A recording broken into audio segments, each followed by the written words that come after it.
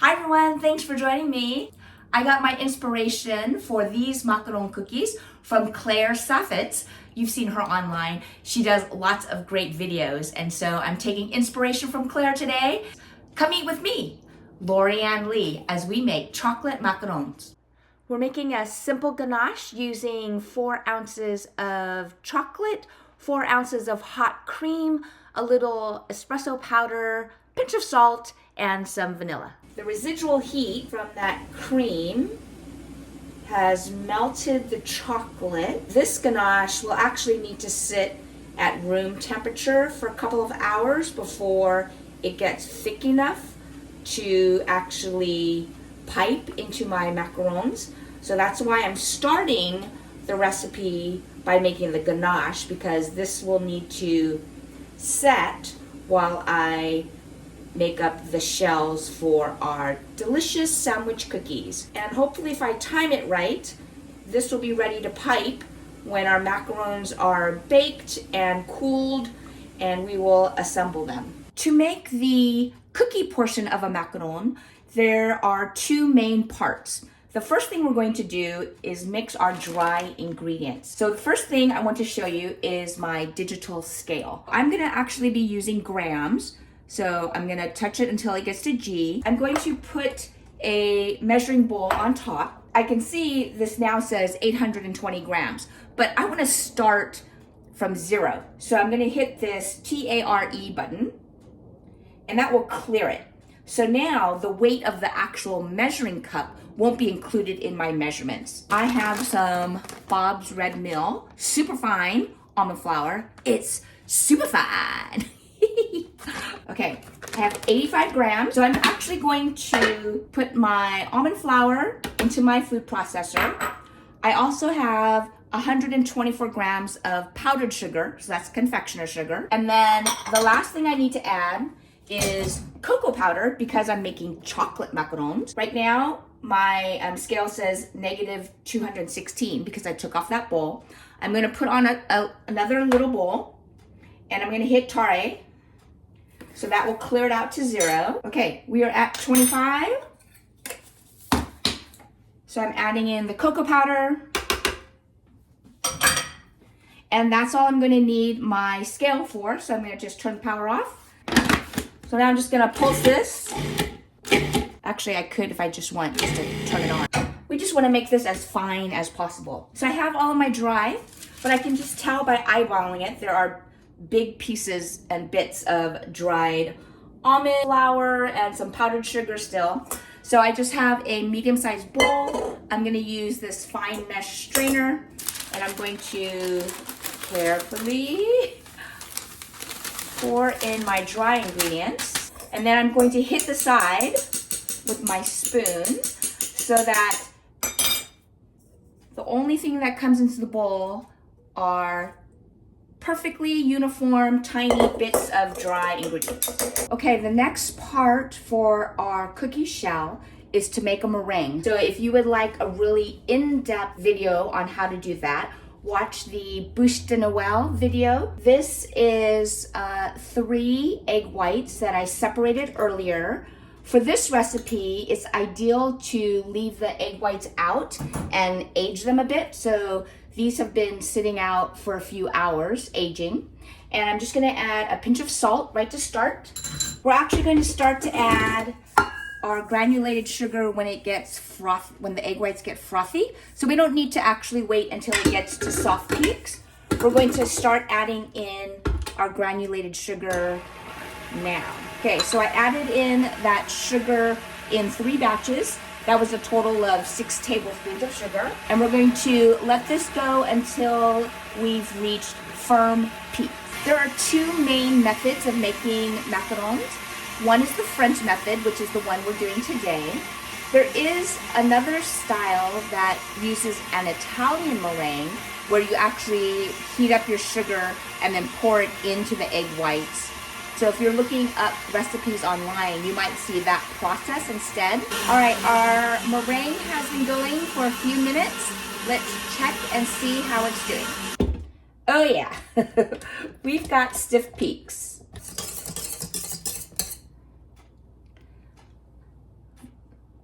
That is a stiff peak. See how it's just staying up? I can turn the bowl over and nothing came out. Kind of like, what's that? Dairy Queen, the one where you get those drinks that have the mix-ins and then the commercial is always, they turn it upside down and it doesn't fall out. See? Just like that. Nothing came out. My beautiful meringue that has stiff peaks. And I have my dry ingredients. I'm going to add in about half of my dry to start with. And I'm going to start folding and mixing the dry into the meringue. Oftentimes, when you have a meringue, you have something like a souffle where you've whipped in all of these gorgeous air bubbles. You have to be super, super gentle so you don't deflate them. Well, that's different when you're making a macaron. You want to get it nice and incorporated, but we don't have to be delicate and gentle like other applications.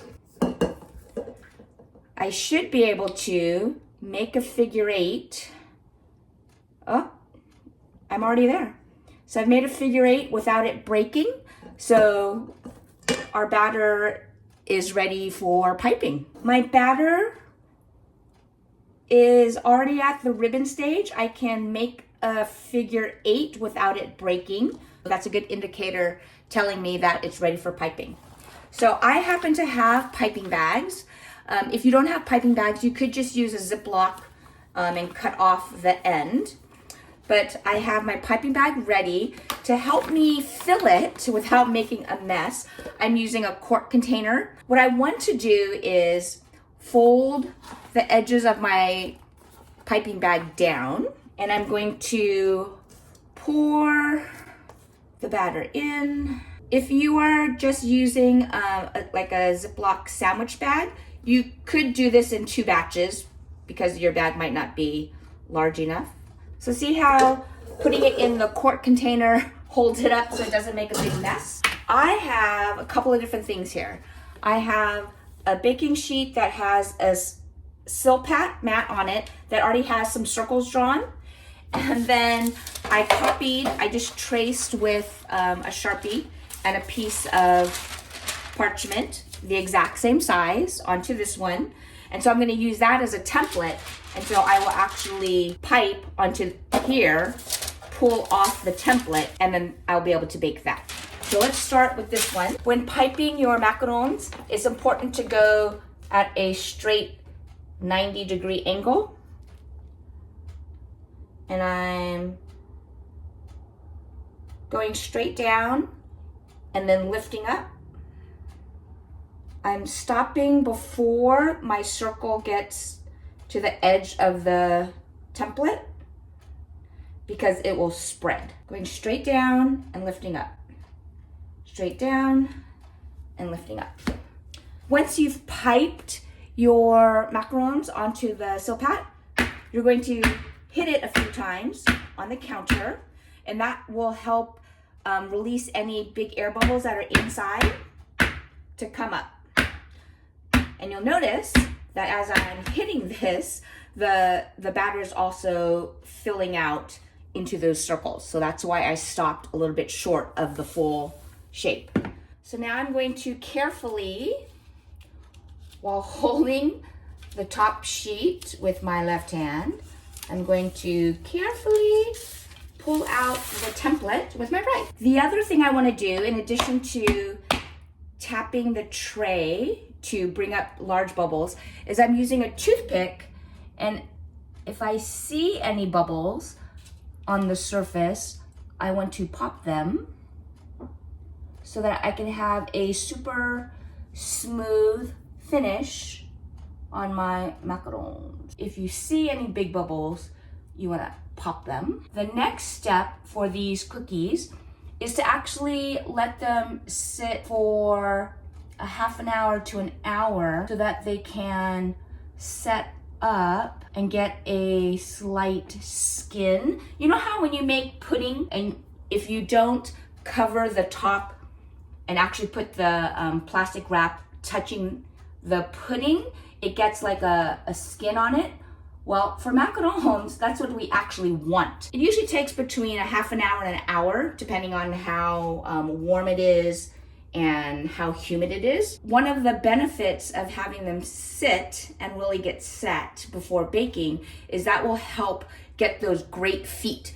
And if this sets, then what will happen is the steam will explode out the bottom, and that's where you get the feet.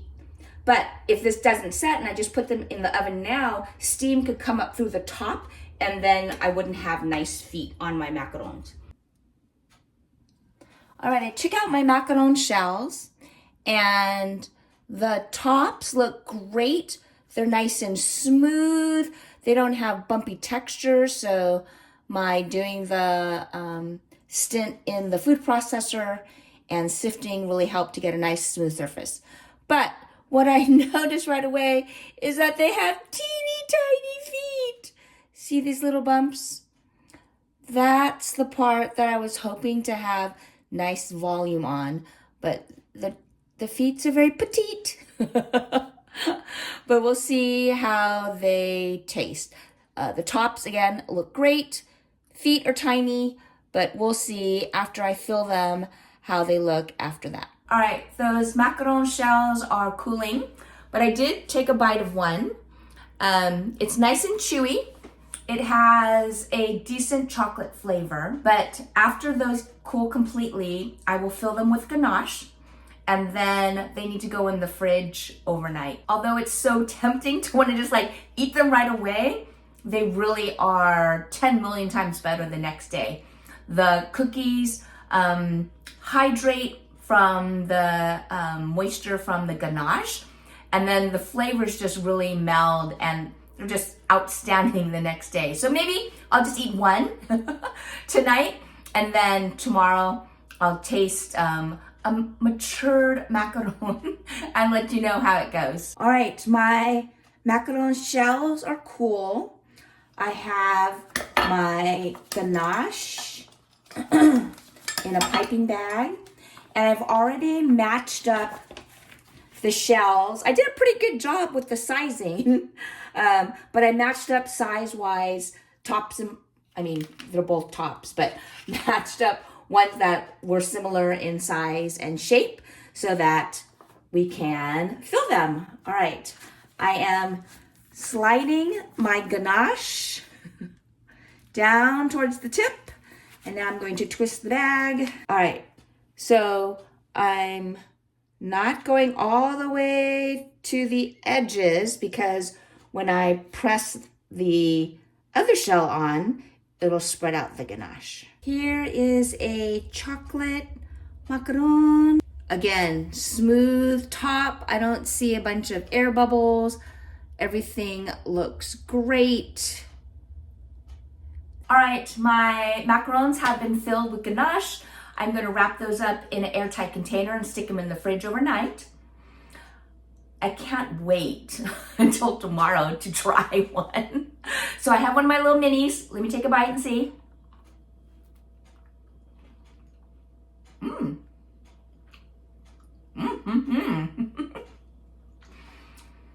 Now that I have 2 shells instead of 1, and that chocolate ganache, remember I added in espresso powder into that ganache?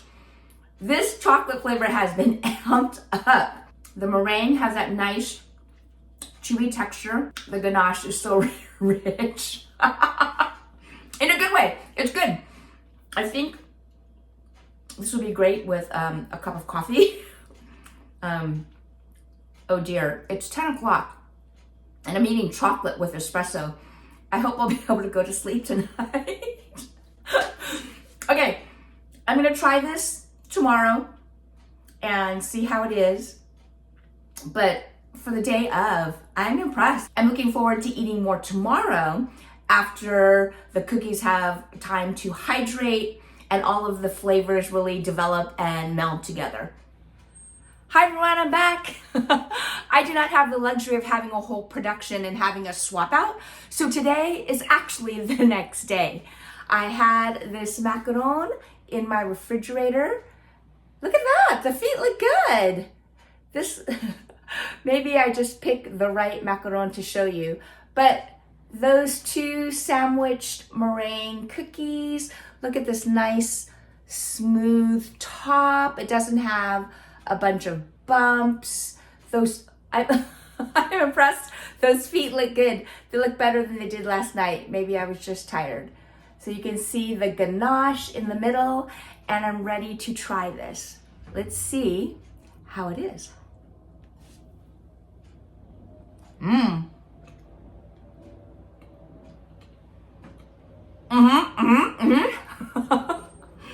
Okay.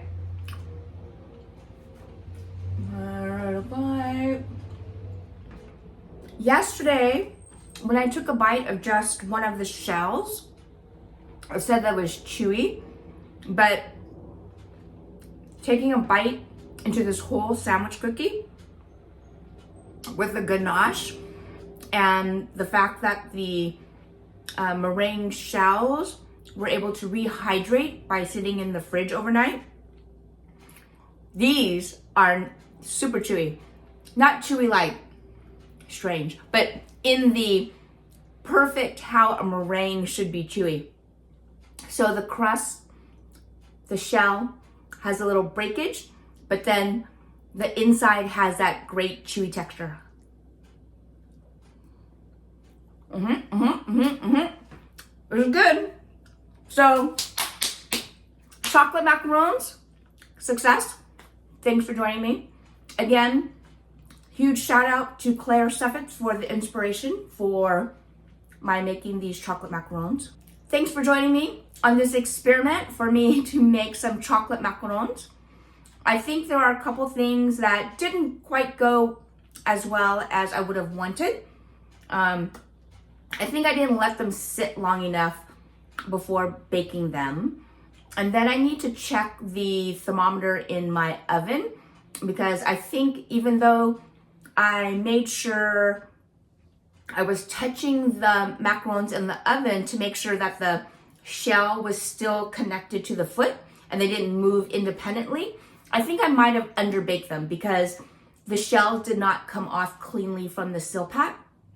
So there are a couple of things that I want to try differently next time, but I'm definitely going to eat these. Not throwing those macarons out. So thanks again for joining me. Come eat with me, Lorianne Lee, and let's see what we make next time.